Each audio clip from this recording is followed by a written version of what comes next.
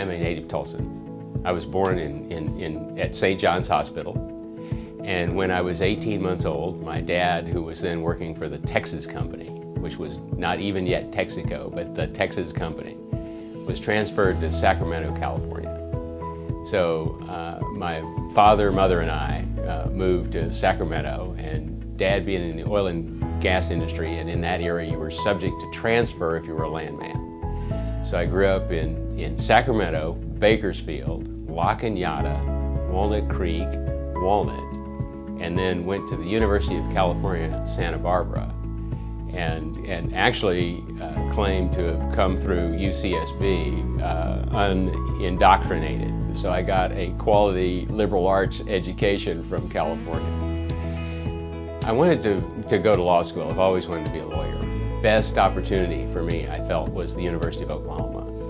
So in 1973, I showed up in Norman to be a first-year law student. Spent 3 years paying out-of-state tuition, but I met Debbie and decided to stay. So Debbie and I were married in April of 1978, and we have 3 sons.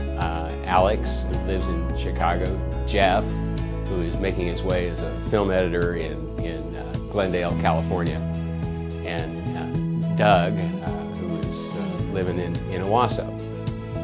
So Debbie and I have been married almost 38 years, and we now come to the what I like to say is the story of the morning that the world changed. I had been for several years making audible comments to the radio and to the television, and was warned that I was scaring Debbie and scaring the dog.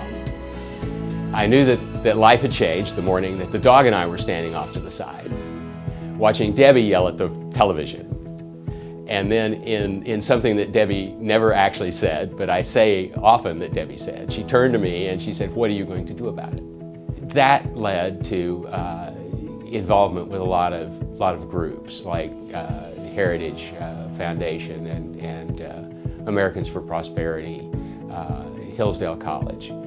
But then I thought as time went on, what can I do best? What can I do that would be most helpful? I mean, do you try to go around and lecture? Do you write blogs? Do you try to write books? And I thought, no, the thing that really makes a difference, the thing that people will listen to, is a campaign. You have to run for office. You have to agree to serve. You have to not only be willing to serve, everybody wants to serve, everybody wants to give back. But you have to know what to do when you get there. And I think that my interests and my skills as an attorney can best be used to restore those foundational principles, especially what's known as the rule of law. And people will ask me, what is rule of law? Is that just the fact that the laws are written down? I said, no, it's far different than that. You could have a tyranny. Tyrannies write lots of statutes. Rule of law is best described as contrast between what is not. And it's not the law of the rulers. It's not governing by prerogative, individual prerogative. It's not governing by technical agency. It's governing according to individual responsibility, individual opportunity, and individuals that are made rich in their faith and their family, their communities, and their careers by those principles. That's my story.